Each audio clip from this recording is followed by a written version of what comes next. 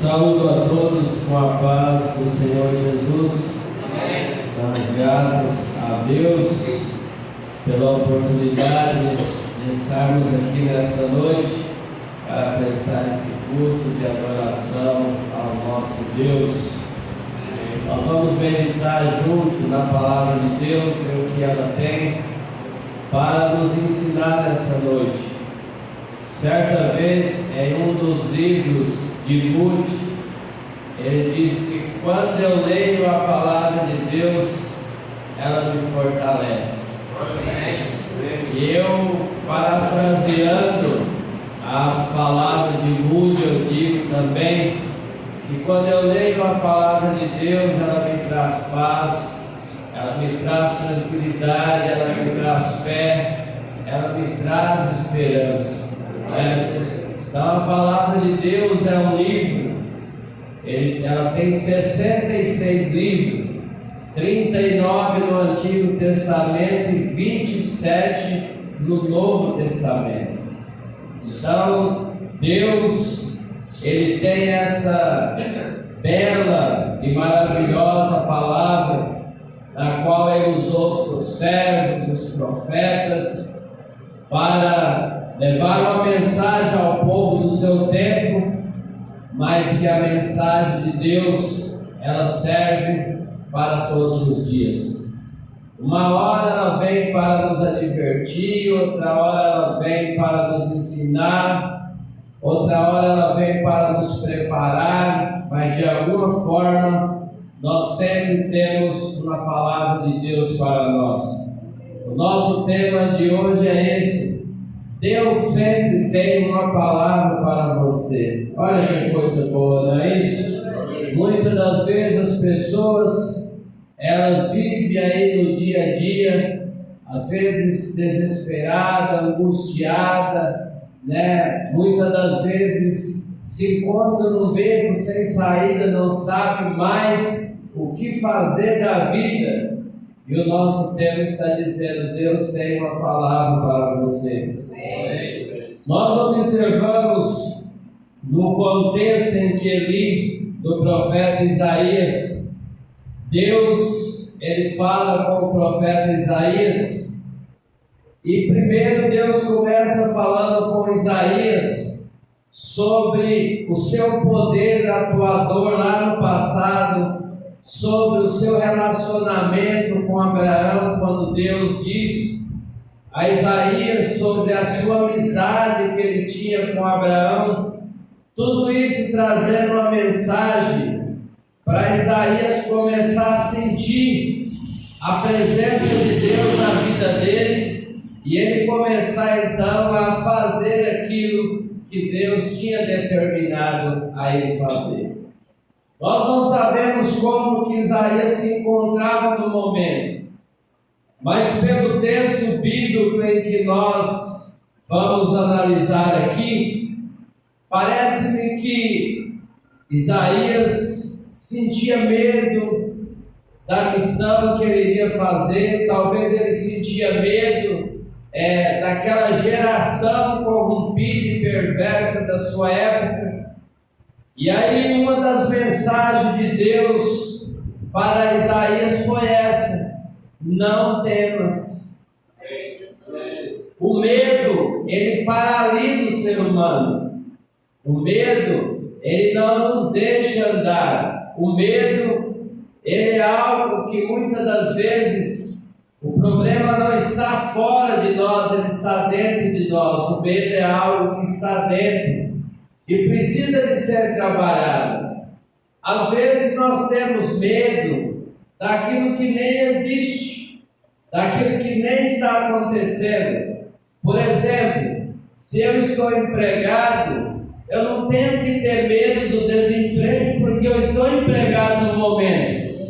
Não é momento de eu me desesperar, de ter medo, não. Se eu estou com saúde, tem pessoas que estão com saúde e tem medo de ficar doente, tem medo de morrer, tem medo dos problemas da vida, de enfrentar de frente. Quantos medos que nós temos na nossa vida e que nós precisamos de trabalhar esses medos.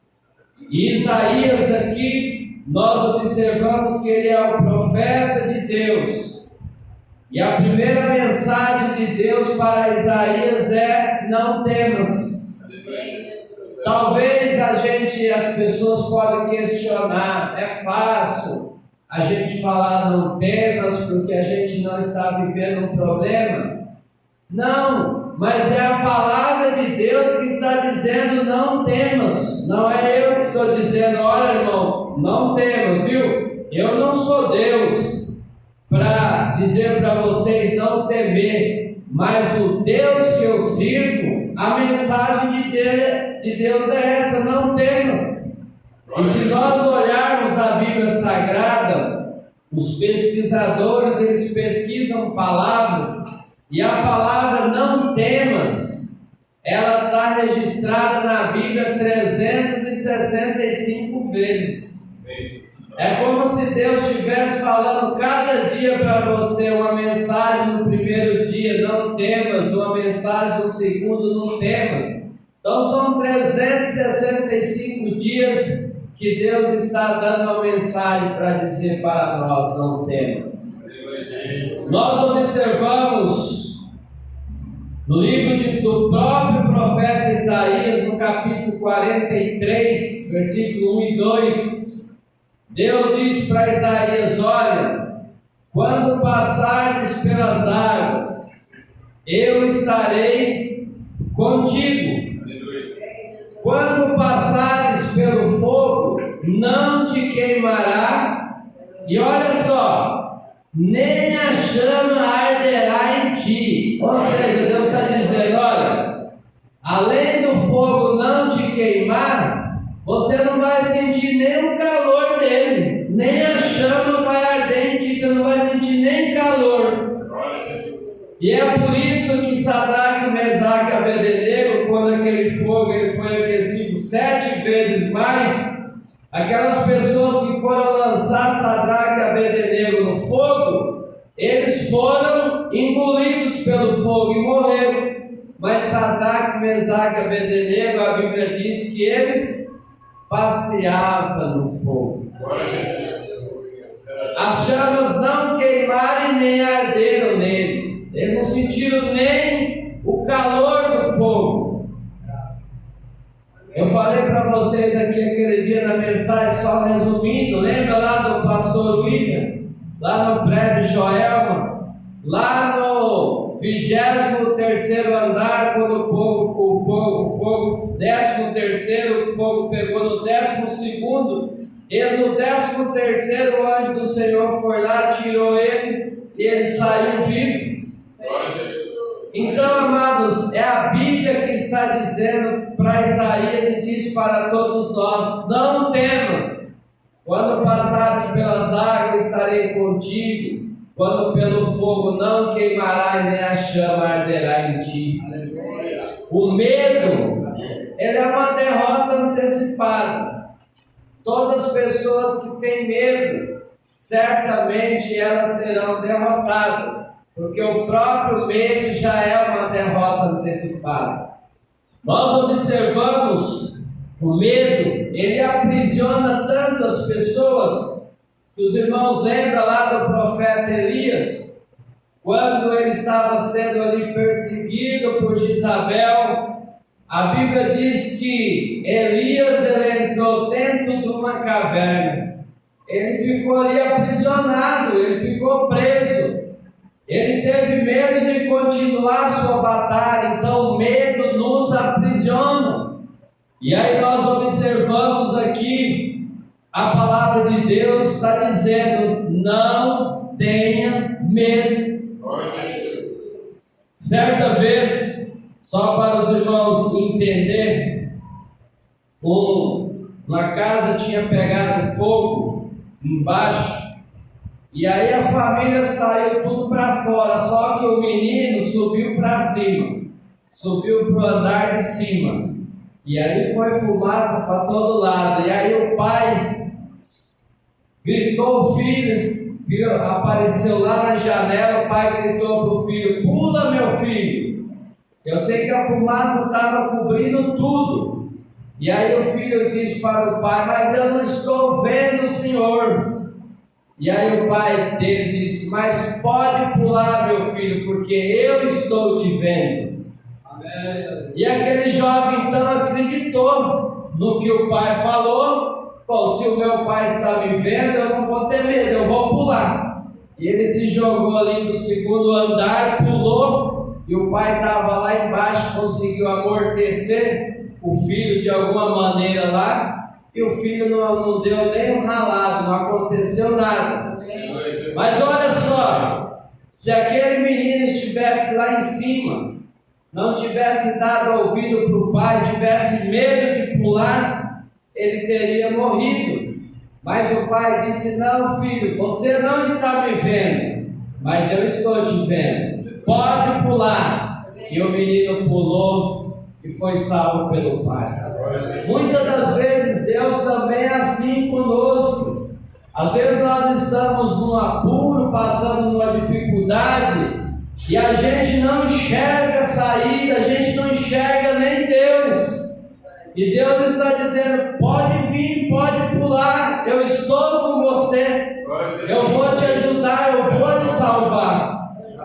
Então, amados irmãos, a Bíblia é taxativa em dizer para nós não temer, nós temos que vencer o medo. No livro do Salmo, o salmista diz assim: ainda que eu andasse pelo vale da sombra da morte, eu não temeria mal algum. Qual é a razão que Davi está dizendo? Por que eu não vou temer mal algum? É porque tu estás comigo. Então, irmãos, a mensagem nossa nessa noite não é eu pedindo para vocês temerem, porque quem sou eu? Não posso fazer nada por ninguém, mas é Deus que está dizendo para nós: não temas. E por 365 vezes na Bíblia ele fala: não temas, eu sou contigo. É a palavra de Deus para todos nós. Aí outra coisa que às vezes nós precisamos, e que parece que Isaías também no momento ele precisava. No texto em que eu li aqui de Isaías, Deus faz a promessa: eu te fortaleço. Quantas vezes, quantas tentativas que nós fazemos na vida para alcançar esse ou aquele objetivo, e às vezes as tentativas têm dado errado, e a gente já não tem mais nem força, muitas das vezes nem força para orar. E aí aqui Deus está dizendo para Isaías: eu te fortaleço. Você está se sentindo, Isaías, fraco? Você está se sentindo sem força, sem vigor? Mas eu vou te fortalecer. E quantas vezes nós também estamos nessa situação? Nós nos sentimos fracos, mas Deus vem nos fortalecer. E no livro de Isaías fala assim: filho, eu sou a sua força. Eu sou aquele que te fortaleça. Aleluia. Aí nós vemos no próprio livro de Isaías que ele fala assim: olha, eu multiplico as forças daquele que não tem nenhum vigor. É interessante o texto de Isaías que Deus está dizendo: olha, eu não vou dar só força não, eu vou multiplicar as forças daquele que não tem nenhum vigor. Então Deus vai em Isaías pegando as condições que ele está, às vezes fragilizado, como o próprio profeta Elias. Elias parece que ele se encontrou fragilizado, desanimado, entrou lá dentro da caverna e disse: para mim, Senhor, basta. Eu não sou melhor do que os meus pais. Mataram os teus profetas, derribaram o seu altar e apenas eu fiquei. Para mim basta, Senhor. Ou seja, eu não quero caminhar mais. Mas quem determina o fim da nossa jornada não é nós. Quem determina o fim da nossa jornada é Deus. E aí o mesmo Deus que vai lá dar a mensagem para fortalecer Isaías, é o mesmo Deus que foi lá e mandou um anjo para fortalecer Elias. Elias estava lá na caverna e o anjo disse: sai para fora. Sai para fora porque a sua caminhada ainda é muito longa. Aí vocês imaginam, irmãos, o profeta Elias, que ele estava desanimado, já não queria caminhar mais, e aí ele segue a caminhada depois de uma alimentação que o anjo levou até ele, caminhou 40 dias e 40 noites. E aí depois ele vai lá, faz todo o ministério, tudo aquilo que ele precisa de fazer, unge o profeta Jeú, e aí depois sim, Deus retirou ele em vida. Uma pessoa que pediu até a morte: pode tirar a minha vida, Senhor, para mim basta. Não, você tem uma missão. E a missão dele, ele foi até o final e nem morreu entre os humanos aqui da terra. A Bíblia diz que Elias, ele foi transladado. Então, olha, amados irmãos, como Deus é. Qual é a condição que você e eu, muitas das vezes, nós nos encontramos? Às vezes fraco, desfalecido por esse ou pelo aquele problema, e a gente tem orado e não tem conseguido alcançar os nossos objetivos. Às vezes a gente quer desanimar, mas a palavra de Deus é: eu te fortaleço. E quando Deus nos fortalece, irmãos, Deus ajuda nós a realizar os nossos sonhos. Vocês imaginam, Deus fez uma promessa para Abraão, ele tinha 75 anos. Deus fortaleceu Abraão 25 anos. Com 100 anos lá que ele alcançou a promessa do filho. Então, 25 anos Deus fortaleceu o profeta Abraão. Deus fortaleceu Elias com a alimentação que ele caminhou 40 dias e 40 noites, com uma alimentação. Qual de nós aqui, com uma alimentação, temos condições de caminhar 40 dias e 40 noites? Ninguém, se não for Deus que estiver na nossa vida. Então a fortaleza que Elias recebeu não foi necessariamente da alimentação, mas a fortaleza do Deus Todo-Poderoso. Por isso que ele diz para o profeta Elias: eu te fortaleço.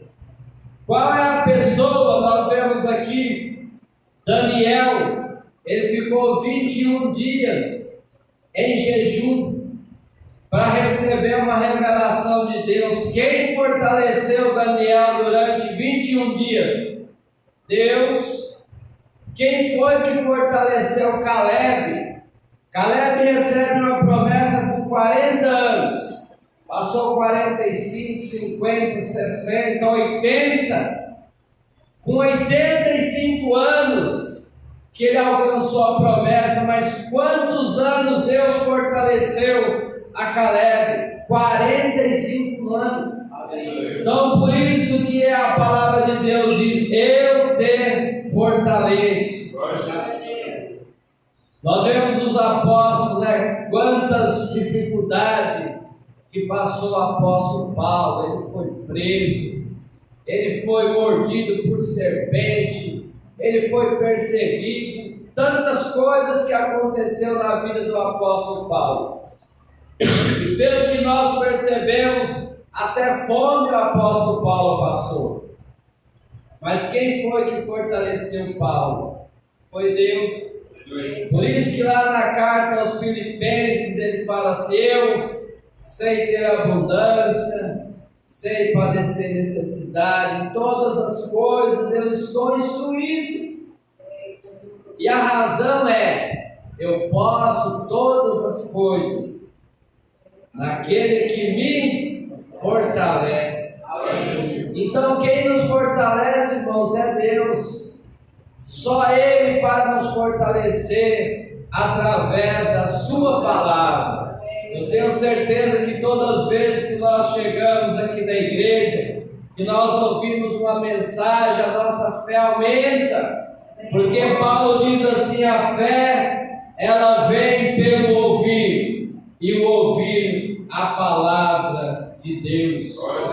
Então só a palavra de Deus realmente é que pode nos fortalecer. Depois, a terceira coisa que Isaías precisava e que Deus propôs para ele, além de Deus dizer para ele: olha, não temas, eu te fortaleço, eu vou fazer uma coisa também, eu vou te ajudar. Que ajuda melhor, irmão, do que a de Deus? Às vezes nós, como seres humanos, nós somos orgulhosos. Na empresa onde nós trabalhamos, a gente não pede ajuda para ninguém, a gente é orgulhoso. Às vezes a gente quer fazer sozinho. Às vezes nas famílias, as pessoas estão passando por dificuldade nas famílias, e a pessoa quer ser duro. Não, eu não vou procurar ninguém para me ajudar, não. Eu vou fazer isso sozinho, eu vou me virar. Então nós não temos a humildade, porque pedir ajuda é um símbolo de humildade. Quando nós pedimos ajuda para alguém, nós estamos demonstrando que nós temos humildade. Às vezes na escola onde você estuda lá, não é nada demais você pedir ajuda para o seu coleguinha ali: me explica essa conta, me explica esse texto aqui. Não é nada demais nós pedirmos ajuda para as pessoas, mas nós às vezes somos orgulhosos. Os seres humanos às vezes são orgulhosos, eles quebram a cabeça, mas eles não pedem ajuda. E aqui Deus ele está propondo para o profeta: eu te ajudo. Então, quando nós buscamos aqui a ajuda terrena das pessoas, porque muitas das vezes, irmãos, Deus, Ele usa as pessoas para nos ajudar.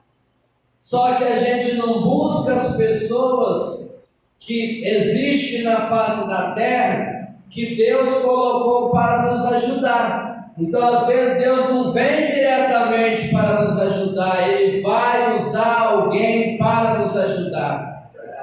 Mas, se faltar humildade em nós, nós não pedir ajuda, a gente sofre. É o caso de um garoto, diz que o garoto, ele resolveu empurrar uma pedra. Ele tentou com um braço, não conseguiu, tentou com os dois, não conseguiu, tentou empurrar com os pés, não conseguiu, tentou empurrar com as costas, não conseguiu. Ele tentou de todos os jeitos, com todos os membros do corpo, colocando todo o corpo para tentar empurrar a pedra. E aí o pai dele viu toda aquela cena e disse assim: meu filho, você já fez todas as tentativas para empurrar essa pedra? Aí o filho deles disse: sim, pai, eu já tentei de todo jeito. Já tentei com as mãos, já tentei com os pés, com as duas mãos, com o corpo. Aí o pai disse: não, filho, você ainda não fez todas as tentativas. Por quê, pai? Porque você não me chamou. Se você tivesse me chamado, nós poderíamos conseguir deslocar essa pedra. Vamos fazer um teste? E aí o pai foi lá, junto com o filho, usou a força dele, foi lá e deslocou a pedra. Então veja, o filho dele tentou, fez todas as tentativas para tentar deslocar a pedra, e ele não conseguiu, só que ele não pediu a ajuda do pai dele. É isso. Então muitas das vezes nós tentamos todos os meios que vem na nossa imaginação para tentar romper com algumas barreiras na nossa vida, e a gente não consegue e não tem a humildade de chamar alguém para nos ajudar. e sobretudo chamar a Deus. Deus disse aqui para o profeta Isaías: eu te ajudo. E Ele está pronto a todos os momentos. Talvez, se você me procurar, eu, qualquer um dos nossos irmãos aqui da igreja, para te ajudar em alguns momentos da tua vida, talvez você não vai conseguir nos encontrar, mas Deus, Ele está com os seus ouvidos atentos 24 horas por dia para nos ouvir, para nos ajudar. Por isso que o salmista, certa vez, me parece que ele vivia no apuro. Ele olhou para todos os lados, ele não viu ninguém da família para ajudar, ele não viu ninguém da igreja para ajudar, ele não viu ninguém na sociedade para ajudar ele se sentiu só. E aí ele diz: eleva os meus olhos para os montes, de onde me virá o socorro? O meu socorro vem do Senhor, que fez os céus e a terra. Então tem hora, amados, que às vezes nós não conseguimos chamar o pastor, tem hora que nós não conseguimos chamar o presbítero, nós não conseguimos chamar o membro para nos ajudar, mas nós conseguimos chamar o Deus que tudo pode. É como o caso que eu, uma certa vez lá, quando a minha esposa teve lá aquela overdose, que deu aquele problema lá nela, e eu estava ali sozinho na minha casa, não tinha ninguém, meu pai mora longe, e até chamar para vir aqui, mas eu me lembrei: não, meu socorro vem do Senhor, que fez os céus e a terra. Então, amados, esse socorro, essa ajuda, qualquer momento, qualquer instante da sua vida, você vai encontrar. Então a Bíblia está dizendo aqui, Deus me escolhe o profeta. Olha Isaías, 3 coisas eu já estou fazendo para você. Não temas, não precisa temer. Eu vou te fortalecer e eu vou te ajudar. Quer mais do que isso? Para a conclusão da nossa mensagem, temos mais uma coisa que Deus prometeu: eu te sustento. Eu te sustento. Olha só, amados irmãos, a outra promessa que Deus fez para o profeta Isaías, dizendo: eu te sustento. E Deus sustentou vários homens lá no passado, não é isso? Ele sustentou, conforme nós vemos, o profeta Elias, que com a força da comida, ele caminhou 40 dias e 40 noites. Ele sustentou o Filho de Deus, Jesus Cristo, que jejuou 40 dias e 40 noites. Ele sustentou o profeta Moisés, que jejuou 40 dias e 40 noites, e depois das tábuas quebradas, ele jejuou mais 40 dias e 40 noites, e Deus sustentou Moisés. Deus sustentou o seu povo lá no Egito. Eles caminharam cerca de 400 anos ali no Egito. Deus sustentou o seu povo. Deus é fiel. Por isso que ele prometeu aqui para o profeta Isaías: eu te sustento. Por isso que o salmista Davi, olhando pela experiência que ele teve ao longo da sua vida, ele diz assim: eu fui moço, hoje eu estou velho, mas eu nunca vi o justo padecer, nem a sua descendência mendigar o pão. Deus tem nos sustentado. Se for necessário, Deus envia um corvo como enviou, para levar lá uma comida para Elias. Se for necessário, Deus envia alguém para fazer como quando ele estava ali com a sua família sem nada o que comer. E quando ele começou ali a orar, a família, as pessoas que estavam com eles, mas nós vamos orar, não tem nada aqui na mesa. Mas Jorge Miller, ele acreditava que Deus poderia prover.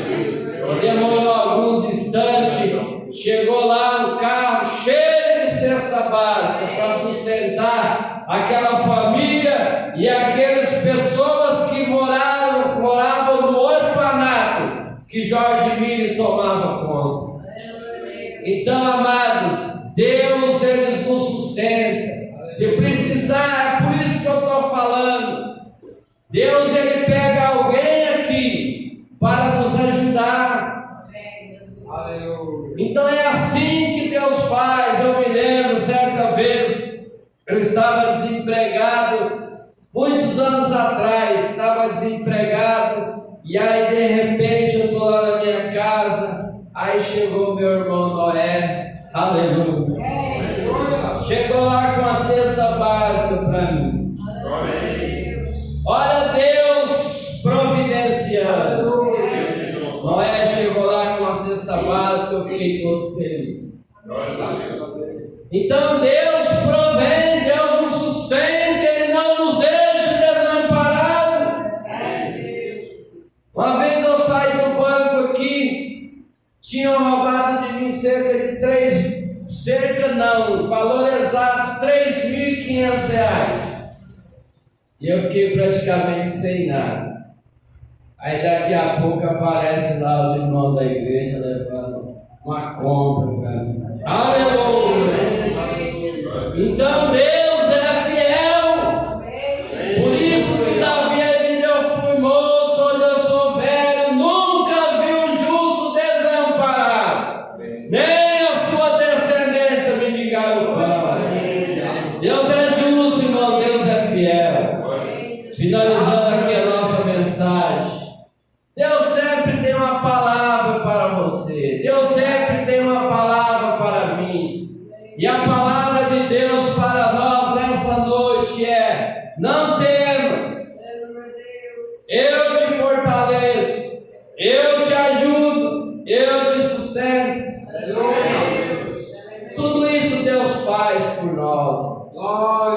Por isso que Paulo, certa vez, para finalizar nossa mensagem, depois de ter passado por tantas adversidades na vida, prisão, açoite, ele diz: o que é que nos separa do amor de Cristo? É a fome, é a peste ou a nudez? Por todas essas coisas nós somos mais do que vencedores por aquele que nos amou. Cristo morreu na cruz do Calvário, ele não está mais na sepultura. No terceiro dia o anjo diz: ele vive.